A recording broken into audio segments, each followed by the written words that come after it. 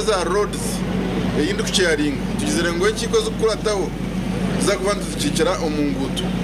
haro kustamo mu office. Umunyishenjero wa municipality ya Sheema Dickson Kateshumbwa kandi umukuru w'agaciko kenguto bari kutongozaho gukora urwuto urwakabwohe bwiza bwera hamwe na nyakambu kansika urukwingana kilometer 27 urukwija kumaraho miliyoni rwenda umusente za Uganda yashaba bekitongore cya UNRA gukora umurimo oguru kurebeka batyo ekibaturana barwanarira omwishenjero kibone kushikirira kandi umuringo n'ugugumwe yashaba Abebembezi batahibe kurambura cyo kumara esente za government zitapfa gushaka twakora umwihangwe ngenda gusaba ba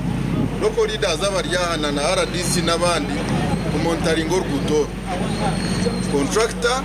urwuta rukore tureba mengu harova reformani twenda drainage by addressing it within the areas that municipality quality everywhere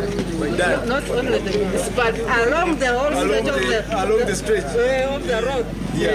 so that quality issue is the most important joko institution kama nguni zikakanira kandi twena muna communication streamline communication no gamba no icyo turi abamara konka kora siko kumukimanya neza kwija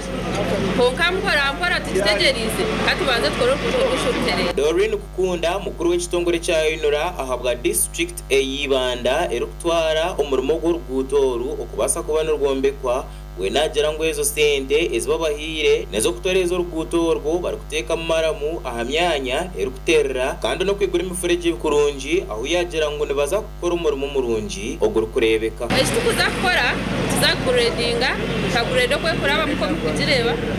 turaheze turone mwe bicyeka bice bikuterera nebikiro kuterera tubone ngiye twashikaho maramu abo kuba government sente ezo kushikora gutorwana neta kozireki tazitwire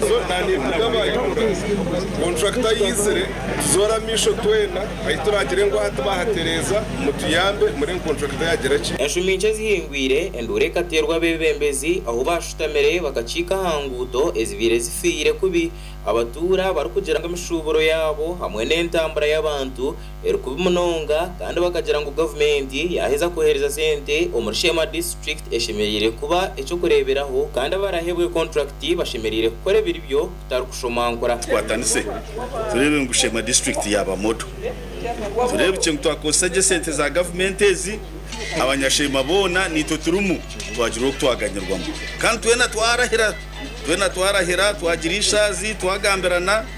mbwene kirarge Sheema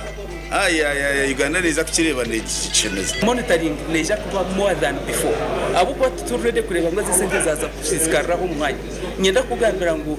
oyengute ntuza kuzironkinga batandika kuzishara ntuzumanya twagira ngo even baziteke na notice boards kandi twagira ngo zagambira n'abantu bona aha radios rwaza koro rwutor noru rutwire sente kugira ngo abantu nabo yambareba bagira